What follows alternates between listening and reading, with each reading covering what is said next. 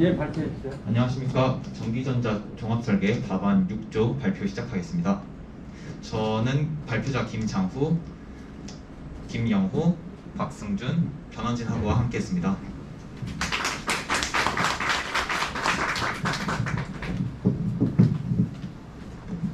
네, 그러면 안전모를 이용한 사고감지 시스템 구축 발표를 시작하겠습니다.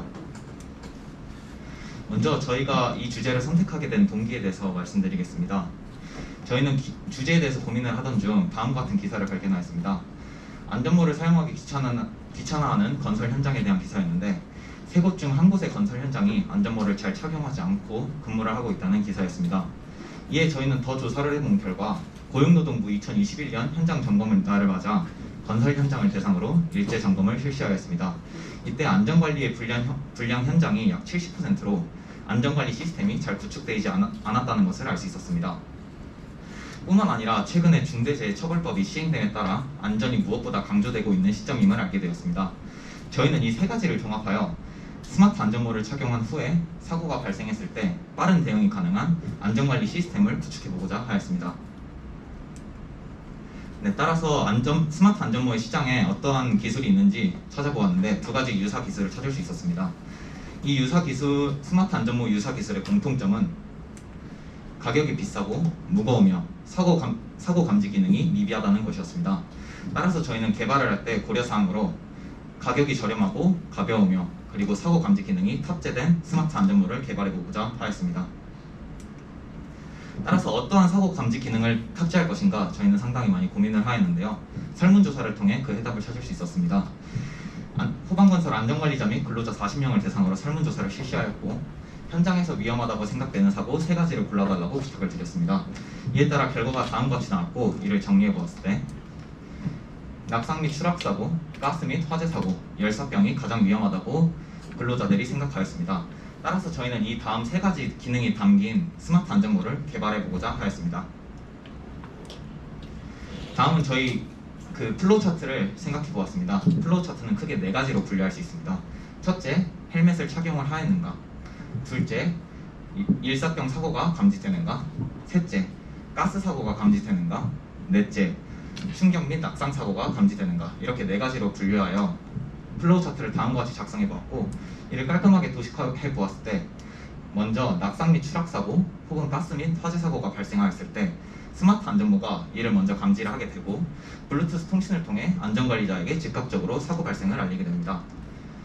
다음으로 일사병 사고가 감지되어 근로자의 체온이 38도 이상으로 스마트 안전모가 온도 센서를 통해 38도 이상임을 감지하게 된다면 근로자의 안전모에서 휴식 권유 알람이 울리도록 설정을 하였습니다. 네, 이제 스마트 안전모에 어떠한 기능이 추가되어 있는지 4가지 기능을 상세하게 설명드리도록 하겠습니다. 저희 스마트 안전모의 첫 번째 기능은 착용 감지 기능입니다. 이는 스위치 센서를 이용하여 간단하게 구현을 해보았습니다. 뿐만 아니라 헬멧에 내장된 블루투스 모듈을 이용하여 안전관리자와 통신을 할 수 있도록 다음과 같이 조성을 하였고 안전관리자는 모니터링 시스템으로 블루투스 터미널이라는 안드로이드 공개 어플을 이용하였습니다. 따라서 스마트 안전모가 착용되지 않았을 때 스위치는 꺼지게 되고 블루투스 터미널 공개 어플을 통해 노우 헬멧이라는 문구가 2초 단위로 출력되도록 다음과 같이 설정을 하였습니다. 다음으로 스마트 안전모를 착용을 하였을 때 스위치는 켜지게 되고 안전모 착용을 인식하게 됩니다. 이때 블루투스 터미널 공개 어플에는 더 이상 노우 헬멧이라는 문구가 출력되지 않습니다. 또한 헬멧을 착용하게 되면 그 이후 모든 센서가 온되며 다음으로 사고를 감지할 수 있게 됩니다. 네, 다음으로 스마트 안전모의 두 번째 기능은 일사병 사고 감지 기능입니다. 먼저 일사병 사고의 정의에 대해서 말씀드리겠습니다. 일사병 사고는 뜨거운 태양 아래 장시간 노출되면 신체의 온도가 37도에서 40도까지 상승되는 질병을 말합니다. 열사병과는 다르게 중추신경계 기능에는 이상이 없는 질병입니다. 저희는 이를 온도 센서 LM35라는 온도 센서를 이용하여 구현을 하였고 근로자의 체온이 38도일 때 근로자의 헬멧과 근로자의 머리 사이에 온도 센서가 내장된 부분의 온도는 37도라고 판단되어 37도로 설정하였습니다. 이렇게 저희가 온도 센서 기준값을 37도로 설정할 수 있는 이유는 실험을 통해 진행을 하였는데요. 먼저 세면대에 물을 가득 받고 물의 온도를 38도로 맞추어 주었습니다. 그때 헬멧을 위에 올려놓고 물과 헬멧 사이의 온도를 측정을 하였습니다. 따라서 물의 온도를 체온이라고 보시면 되고 헬멧과 물 사이 온도를 헬멧과 근로자의 머리 사이 온도라고 확인하시면 되겠습니다. 이때 온도 센서의 값을 5번의 값을 측정해 본 결과 약 체온이 38도일 때 온도 센서가 받아들이는 값은 37도로 설정되었습니다. 따라서 체온이 38도 이상일 때 온도 센서가 37도 이상이 되어 이를 감지하고 저온 경보 알람이 울리게 되어 근로자는 이 알람 소리를 듣고 휴식을 자동적으로 취할 수 있게 구현을 하였습니다. 네, 여기까지가 스마트 헬멧 두 번째 기능이고 이제 다음으로 세 번째 기능에 대해 설명드리겠습니다. 세 번째는 가스 및 화재 사고 감지 기능입니다. 저희는 가스 센서 NA100이라는 가스 센서를 이용하여 구현을 하였고 가스 센서 또한 기준값을 설정해 줄 필요가 있었습니다. 이를 통해 따라서 평상시일 때 그리고 가스 센서로부터 라이터가 30cm 떨어져 있을 때 그리고 가스 센서로부터 라이터가 1cm 떨어져 있을 때 가스 센서가 받아들이는 값을 조사를 하였고 다음과 같은 평균값을 얻을 수 있었습니다. 따라서 평상시일 때보다는 크고 라이터가 30cm, 즉 가스가 조금 누출되고 있을 때보다 작은 값인 30을 기준값으로 설정하여 30을 주의 단계라고 명명하였습니다. 뿐만 아니라 라이터가 1cm일 때, 즉 가스가 상당히 많이 누출되고 있을 때보다는 작은 값인 70을 가스 농도의 위험 단계로 설정하여 진행하였습니다. 따라서 가스 농도가 30 이상일 때 이를 가스 센서가 감지하게 되고 노란불이 다음과 같이 점등되게 됩니다. 또한 근로자의 헬멧에서 고온 경보 알람이 울려 근로자는 이제 가스 누출이 되고 있다는 것을 인지하고 대피하거나 혹은 가스 누출이 되는 곳을 찾아 막을 수 있도록 조치하였습니다. 또한 가스 농도가 70 이상, 즉 가스가 상당히 많이 누출되고 있을 때는 가스 센서가 이를 감지하고 빨간불이 다음과 같이 점등되게 됩니다. 그리고 빨간불이 점등된과 동시에 가스 농도값과 월닝이라는 문구가 다음과 같은 안전관리자의 모니터링 시스템에 출력되도록 구현하였습니다.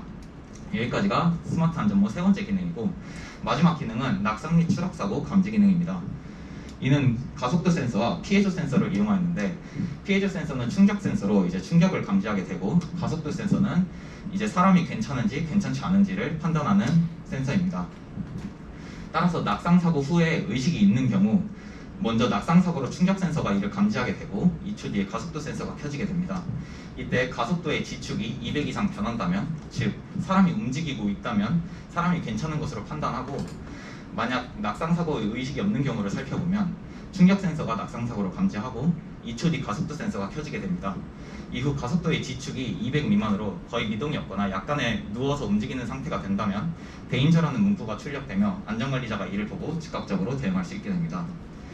가속도 센서 기준값 또한 다음과 같은 실험을 통해 설정을 하였는데 누워있는 경우, 누워있을 때 움직임이 없는 경우, 움직임이 있는 경우, 그리고 일어나는 경우 이렇게 세 가지로 나누어 측정을 해본 결과 누워있는 경우에는 둘 다 200 값이 200 이하로 설정이 되었고 사람이 일어나는 경우에는 200 이상으로 측정이 되어 저희는 이 기준값을 200으로 설정하였습니다. 여기까지가 스마트 안전모에 탑재된 4가지 기능이고 저희는 이는 최종 완제품의 사진이고 다음은 최종 회로도의 사진입니다.